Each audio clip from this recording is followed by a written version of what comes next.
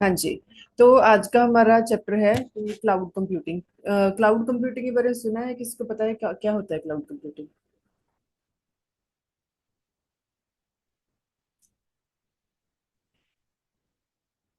Basically cloud computing, एक second, इसने answer किया।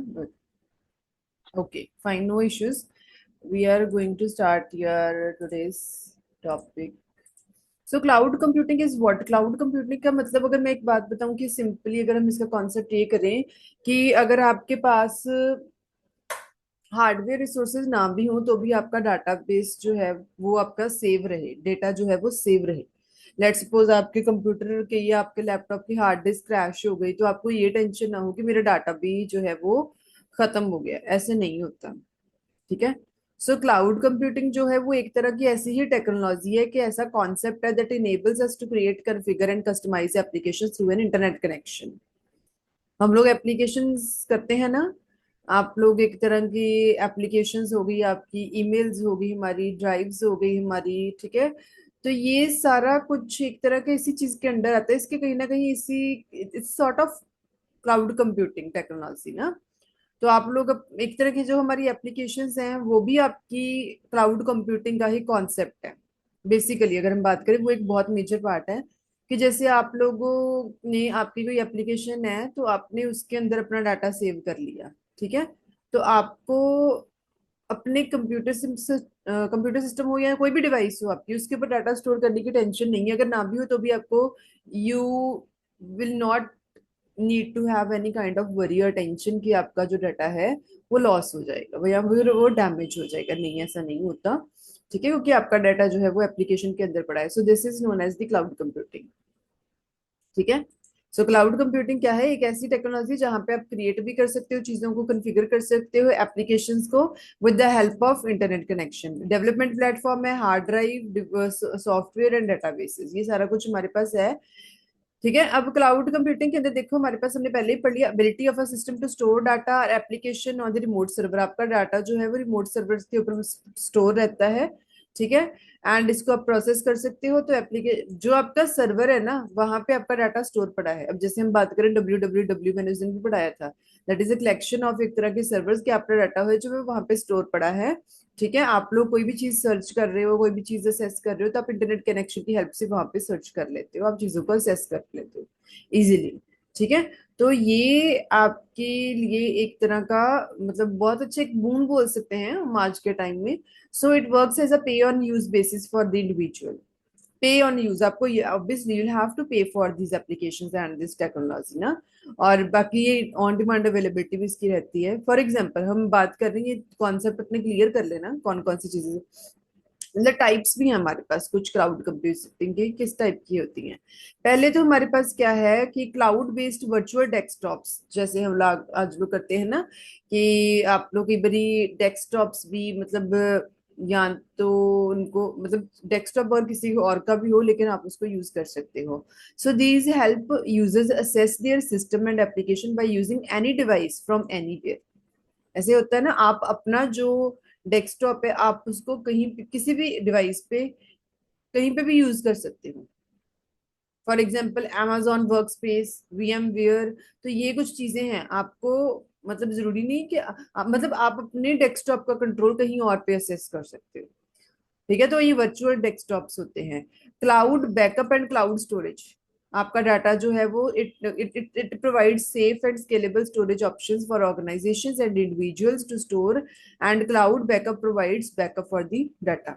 आपका डाटा जो है, मतलब आपको बैकअप मिल जाता है ना, कि आप बैकअप करके रख सकते हो, अपने डाटा को स्टोर करके रख सकते हो इजीली, आपको स्टोरेज भी मिल जाती है। ठीक है। तो आप अपने डाटा को एप्लीकेशंस के ऊपर या whatever you are whatever the technology you are using, तो आप उसके ऊपर अपना डाटा स्टोर करके रख सकते हो। क्लाउड डिजास्टर रिकवरी, जो मैंने अभी पहले ही बोला कि अगर आपका कोई कोई चीज, कोई भी ऐसा कोई प्रॉब्लम आ जाए तो आपको टेंशन लेने की जरूरत नहीं है, आपका डाटा जो है वो सेव रहता है, बैकअप आपके पास पड़ा है। इसके पास, इसके अंदर ना तीन ये मॉडल्स आते हैं, आपको ये 10 मार्क्स में आ जाते हैं, इसका कॉन्सेप्ट क्लियर कर लेना। बाकी इनके नोट्स आपके उसके अंदर अपलोडेड है, इसको और वास्ट में बताऊंगी। ये आपके पास तीन मॉडल्स आ जाते हैं। कौन से मॉडल्स हैं? तीन। क्लाउड कंप्यूटिंग के अंदर ये आपके पास आते हैं आईएएस, सास एंड पास, इनको बोल देते हैं। इनका मतलब क्या है? अब ये देखो, ये आपका है आईएएस, इसका मतलब क्या है? Infrastructure as a service. अब इसका नाम ही बता रहा है आपको क्या मिलेगा एज अ सर्विस। सर्विस आपको इंफ्रास्ट्रक्चर मिलेगा। It helps businesses to scale their computer resources up, down, and whenever they needed without any requirement for the capital expenditure or physical infrastructure। ठीक है, आपको यहाँ पे एक तरह का ऐसा इंफ्रास्ट्रक्चर आपको मिल जाएगा एज अ सर्विस। ठीक है, तो आपको मतलब फिजिकल इंफ्रास्ट्रक्चर की जरूरत नहीं पड़ती। फॉर एग्जांपल करते हैं ना, amazon web service, Google cloud जो है आपका, माइक्रोसॉफ्ट एज्योर है।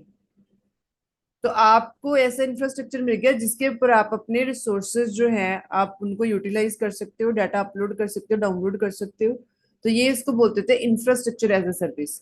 इसका मतलब क्या होता है? सास का मतलब होता है as software as a service, इसको सास पास भी बोल देते हैं। सो यहाँ पे आपको एज अ सर्विस क्या मिलेगा? सॉफ्टवेयर मिलेगा।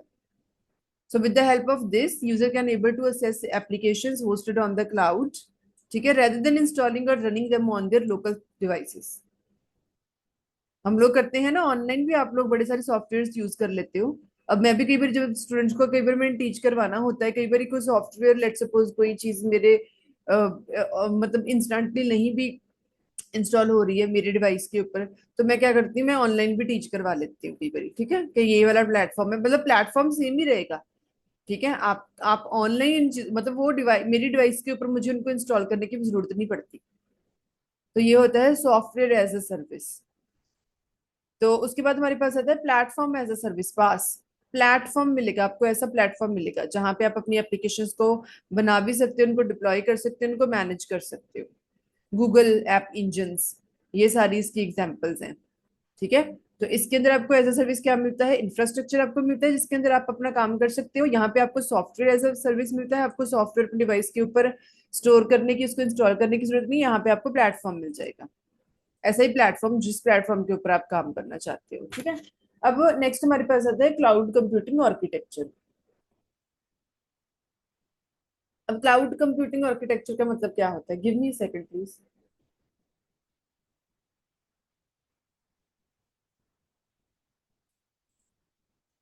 क्लाउड कंप्यूटिंग आर्किटेक्चर का मतलब है हमारे पास, आर्किटेक्चर बेसिकली भी आपके पास क्या होता है? आर्किटेक्चर का मतलब क्या होता है?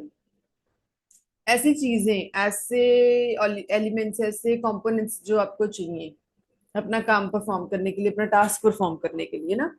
तो ये क्या है? It refers to the components and sub components required for cloud computing. ऐसे कंपोनेंट्स जिसके जो आपकी क्लाउड कंप्यूटिंग की टेक्नोलॉजी को मतलब एक तरह इंप्लीमेंट करवाते हैं। क्या क्या होते हैं मेन? एक तो आपको फ्रंट एंड चाहिए, कोई भी क्लाइंट हो, चाहे फैट हो चाहे थिन क्लाइंट हो, फ्रंट एंड के बिना हमारा काम ही नहीं हो सकता। बैक एंड के बिना आपको स्टोरेज नहीं मिलेगी। उसके बिना आपको क्या मेथड चाहिए? डिलीवरी का, और एक नेटवर्क कनेक्शन चाहिए। तो ये तीन चीजें मेन है, front end, back and and cloud based delivery और एक नेटवर्क। अब ये देखो, जैसे हमारे पास ये बड़ा सॉफ्टवेयर, लेट्स सपोज ये इसका आर्किटेक्चर है।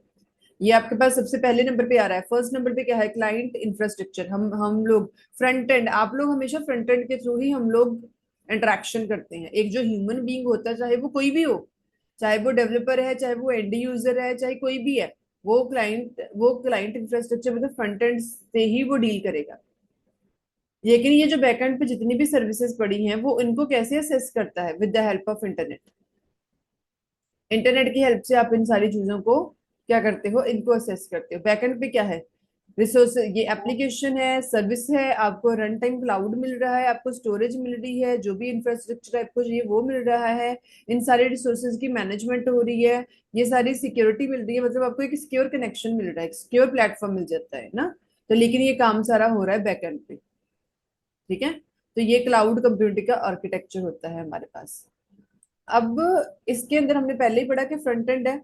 User interface of cloud, it consist of two sections of client. Thin clients are the ones that use web browsers.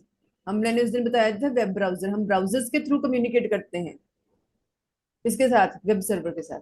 And light weight accessibility and other known as the fat clients that may use many functionalities for offering a storage user experience. तो ये आपके पास हो सकता है backend platform क्या है हमारे पास? Cloud computing engine जो हमने पढ़ा, core of cloud, it is made at backend platform. आपके पास बैकएंड ही नहीं होगा तो आप काम कैसे परफॉर्म करोगे? आप कहाँ पे डाटा स्टोर कर रहे हो, कहाँ से आप प्रोसेस करोगे? आप हर चीज हाथ में लेके नहीं घूम सकते। तो हम लोग सेफ रहते हैं, हमारा डाटा स्टोर पड़ा है। अब मैं बोलूँ मेरा मोबाइल फोन है, उसके ऊपर मेरी जितनी भी एप्लीकेशंस में चल रही हैं, मैंने बहुत सारी चीजें उस एप्लीकेशन के अंदर ही स्टोर करके रखती हूँ। ठीक है। अब रेदर देन मैं उनको सबको अपने मोबाइल फोन के ऊपर डाउनलोड करती रहूँ, नहीं, मैं एप्लीकेशन के अंदर स्टोर कर लेती हूँ। चाहे मेरा फोन कल को खराब भी हो जाए, लेकिन अगर मैं जब नया फोन लूंगी तो मैं अपनी एप्लीकेशंस को दोबारा लॉग इन करूंगी उनको इंस्टॉल करके, तो मेरा डाटा सेव रहे। मुझे ऐसी टेंशन नहीं कि मेरा फोन गया, मेरा सारा डाटा भी गया, नहीं। तो बैकएंड बहुत जरूरी है इस चीजों के लिए। डिलीवरी एंड नेटवर्क है, on demand access to the computer and resources provided of the internet and internet intercloud. ऐसा होता है ना, आप लोग ऑन डिमांड एक्सेस भी कर सकते हो चीजों को, कंप्यूटर को भी, उसके रिसोर्सेज को भी। ये सारी हेल्प किससे मिलती है? इंटरनेट से।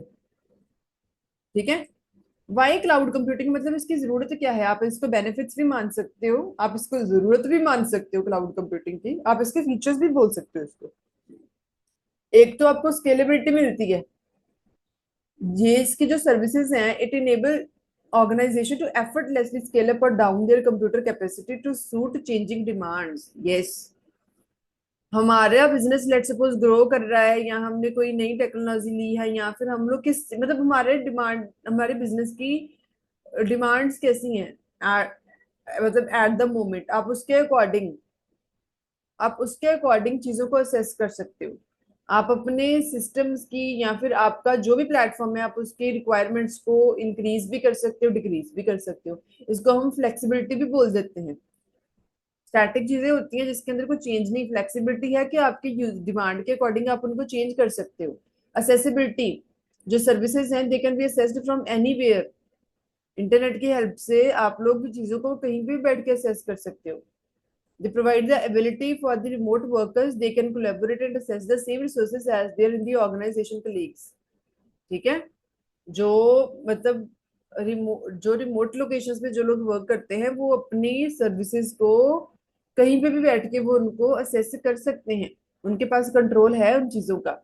सिक्योरिटी है, हमारे क्लाउड कंप्यूटिंग एक तरह की मतलब बहुत सिक्योर है। आपको ऐसा नहीं है कि आपका डाटा जो है वो, उसको कोई अनऑथराइज्ड यूजर जो है वो यूज कर लेंगे, नहीं। कॉस्ट इफेक्टिवनेस भी है, यस। आजकल इतनी, अगर हम बात करें, ये ऐसी सर्विसेज आपको बहुत, ऐसा नहीं है कि आप कोई बंदा इनको हायर नहीं कर सकता, कोई बंदा इनको परचेज नहीं कर सकता, आप कर सकते हो इन सब चीजों को।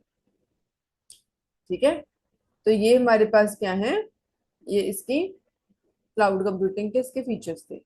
अब हमारे पास नेक्स्ट टॉपिक आपका आता है, वन सेकेंड, एक आपको टॉपिक है public cloud model.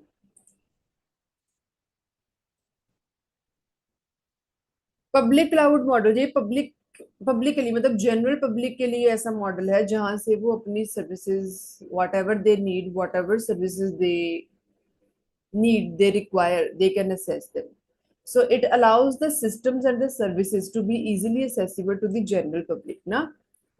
For example like जैसे गूगल, amazon, माइक्रोसॉफ्ट, ये ऐसी सर्विसेज हमें प्रोवाइड करवाते हैं with the help of internet connection. For example देखो, ये पब्लिक क्लाउड मॉडल, हम लोग तो यूजर्स हैं, वी आर यूजिंग, एडमिनिस्ट्रेटर जो है ये सारी चीजों को रिमोट लोकेशंस पे यहाँ पे वो उनको मैनेज कर रहे हैं।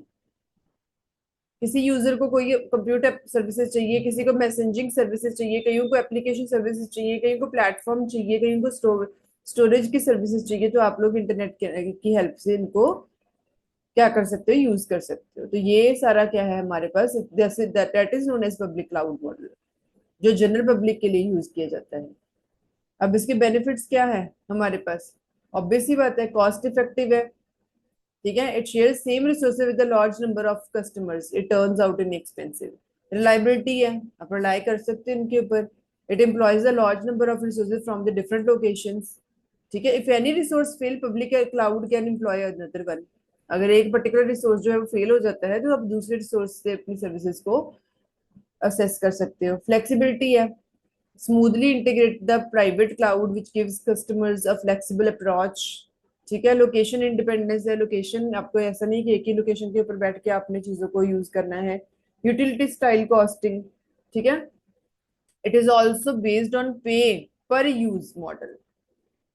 ऐसे भी होता है, कब यूज कर रहे हो, कितने टाइम के लिए यूज कर रहे हो। ऐसे भी हो सकता है, आपको ऐसी यूटिलिटीज भी मिलती है। हाईली स्केलेबिलिटी भी हो सकती है डिमांड के अकॉर्डिंग, जो हमने पहले पढ़ा है। ठीक है, तो ये सारा आपका था पब्लिक क्लाउड मॉडल। पब्लिक के लिए, जो जनरल पब्लिक के यूज के लिए, उसके एसेस के लिए यूज किया जाता है। अब हमने जो पढ़ा था इसके मॉडल्स क्या है, मैंने पहले भी आपको पढ़ाया है आपको, कि ये जो हम अभी मॉडल्स इसके पढ़ के हटे हैं, IaaS, पास एंड सासना, तो इसका क्या मीनिंग है हमने पहले ही पढ़ा है। इसके अंदर आपको इंफ्रास्ट्रक्चर मिलता है। ठीक है, it is a means of delivering computing infrastructure as on demand services के लिए आप इसको यूज करते हैं। सो यूजर क्या परचेज करता है, servers, softwares, data centre space, networking equipment, इनको रेंट पे लेके आप सारी चीजें अपनी यूज कर सकते हो। आप इनके लिए पे करते हो। इंफ्रास्ट्रक्चर जहाँ पे आपको मिलता है, amazon, गूगल, माइक्रोसॉफ्ट, ये सारे इसके एग्जांपल्स हैं। इसका हमने पहले पढ़ा, यहाँ पे आपको वैसे प्लेटफॉर्म मिलेगा। सो it is obviously it is composed of services managed by the third party. ठीक है, तो ये हम पढ़ चुके हैं, इसके अंदर हमने एग्जांपल पढ़ेंगे। यहाँ पे आपको सॉफ्टवेयर एज अ सर्विस आपको दिया जाता है। ठीक है, तो ये रन योर ऑनलाइन एप्लीकेशंस। अब इनमें डिफरेंसेस क्या है, हमने पहले ही पढ़ा है। इनकी ये इनकी क्या है, इसकी फुल फॉर्म क्या है, ये फुल फॉर्म आप लिख सकते हो। इनका यूज क्या है, आइए, it is used by network architects.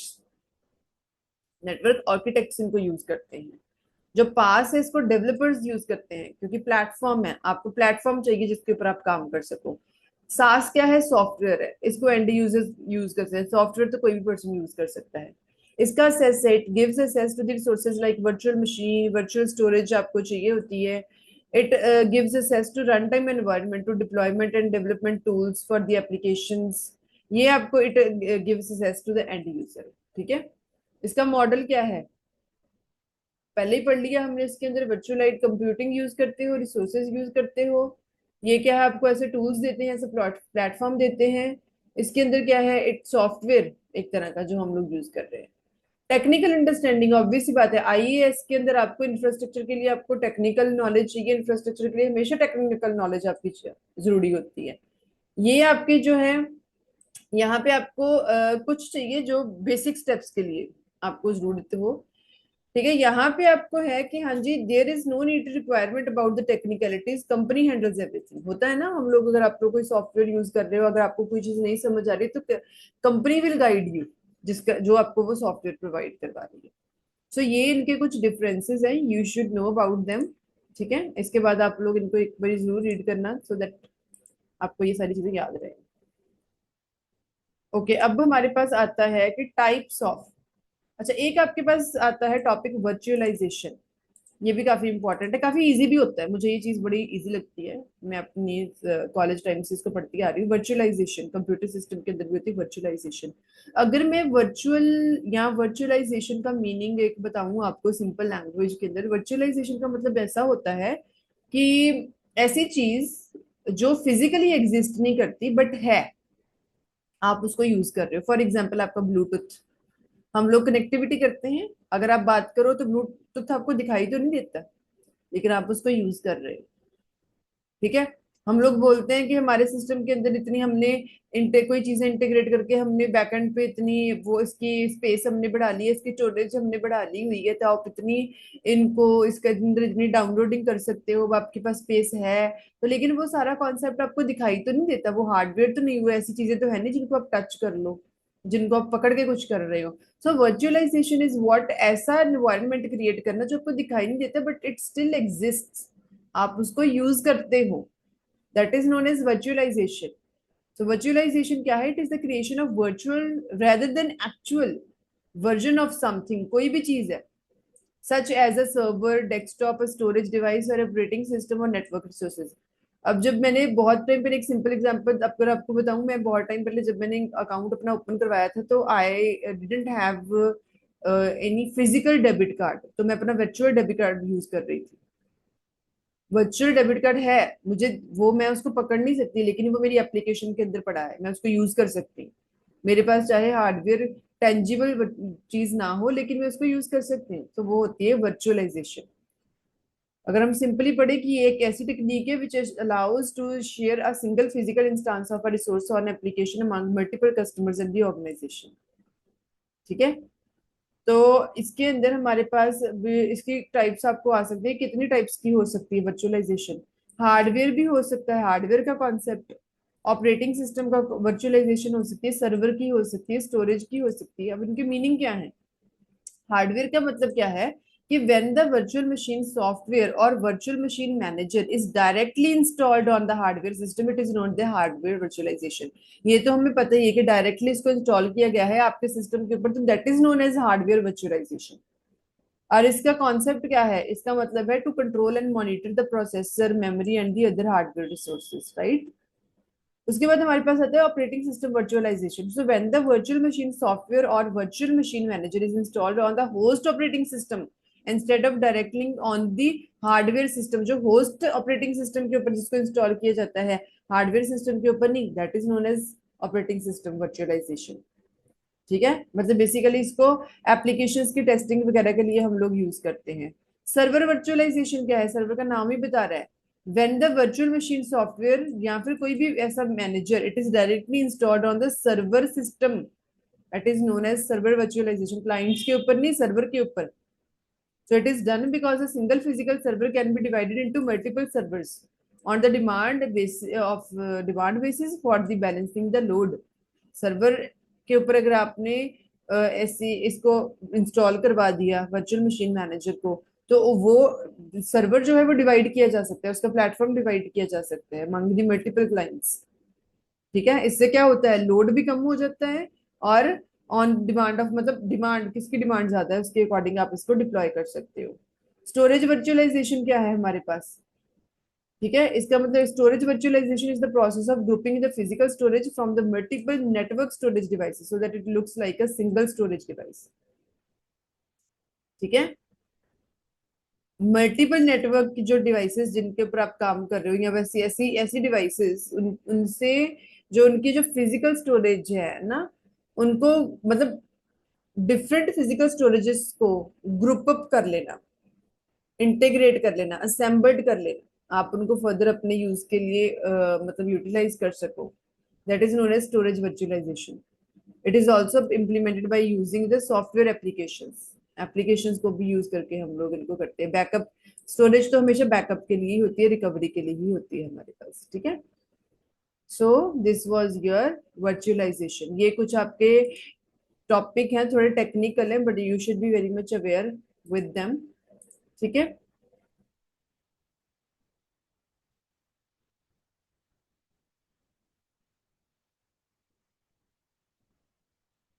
Virtualisation के आप बेनिफिट्स लिख सकते हो बाकी, कि आपके बेनिफिट्स क्या हैं वर्चुअलाइजेशन के।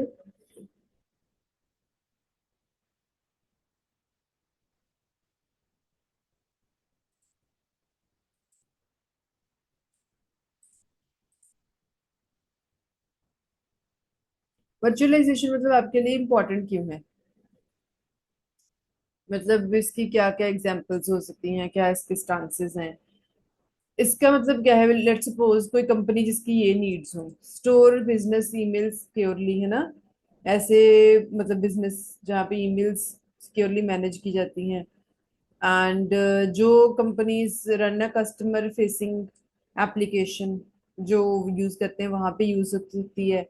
विच run the internal business applications, वहां पे भी यूज किया जा सकता है।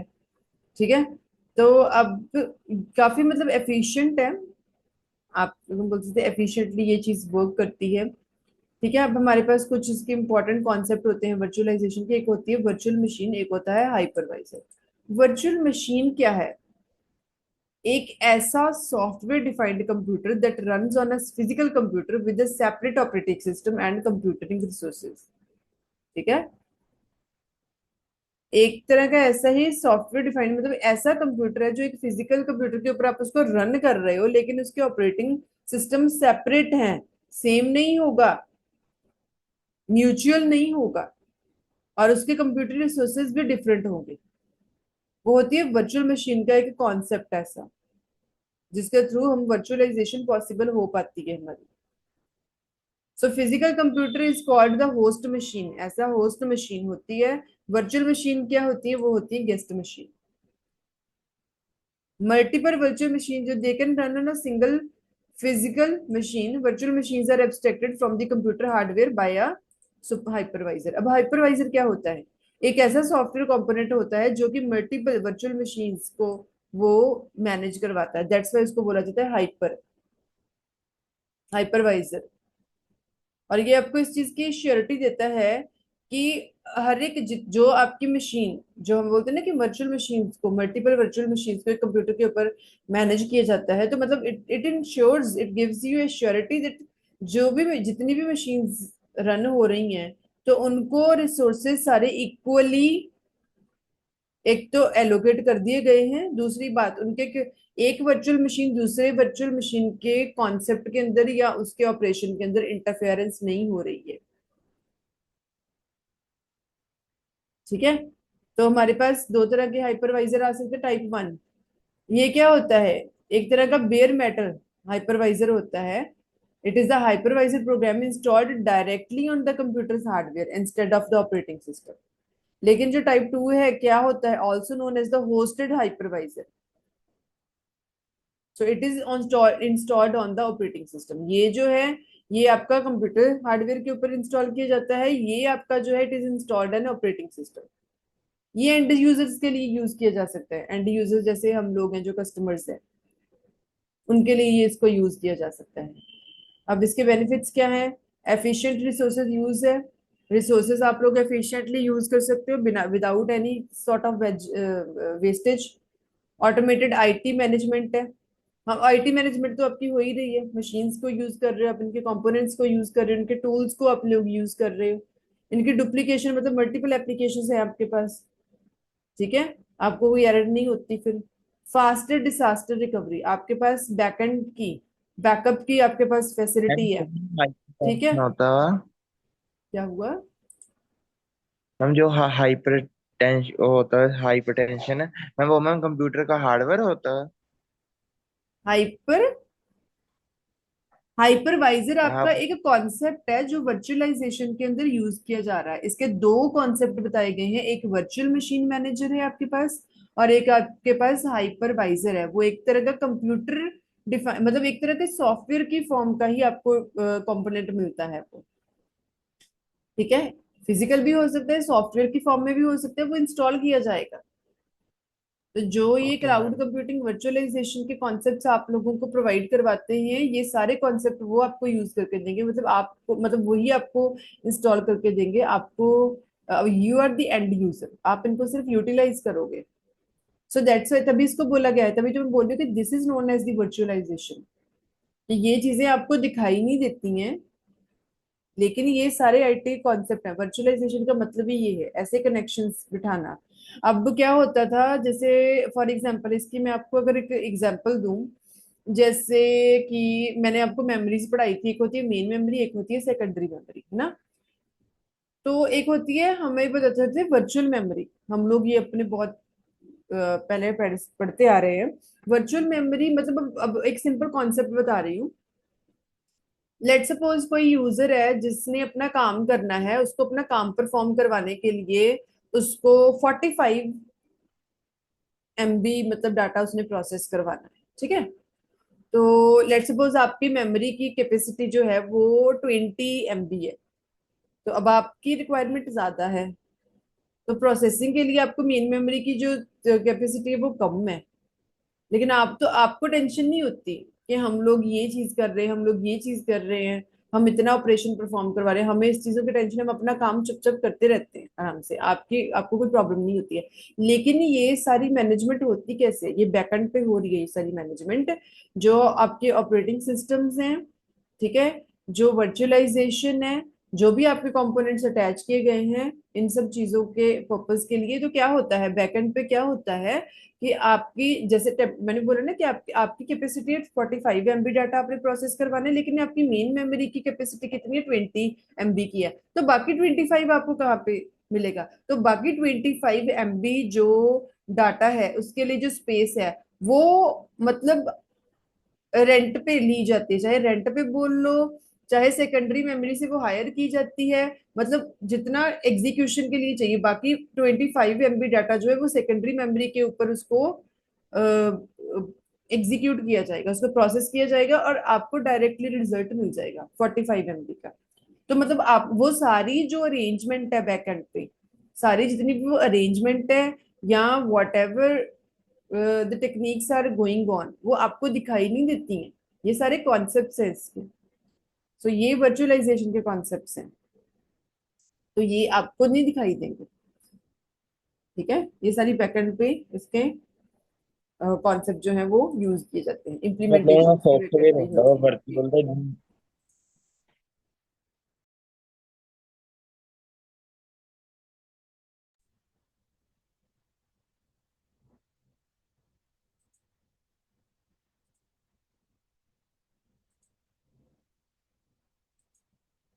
ठीक है, तो ये आपका आज का था क्लाउड कंप्यूटिंग का कॉन्सेप्ट, सॉरी चैप्टर। इनके अंदर आपको आज के चैप्टर के अंदर आप लोगों को कोई प्रॉब्लम हो या कोई डाउट हो, लेकिन इसको आज पढ़ लेना आप लोग, ताकि आपको ये चीजें भूलें ना।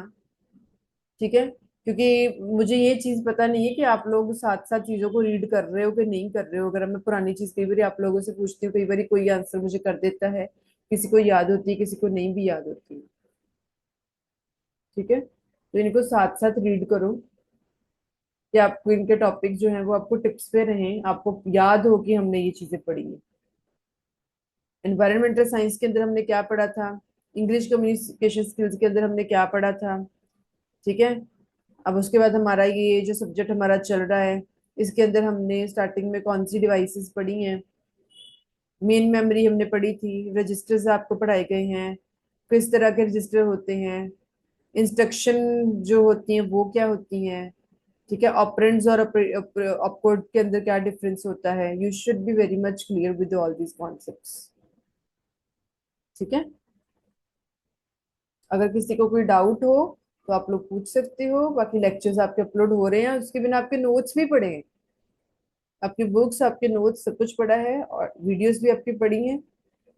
ठीक है, कोई प्रॉब्लम हो तो यू कैन आस्क। ठीक है, so this was your today's chapter. कोई problem, should I leave the meeting now? Okay dear, thank you so much.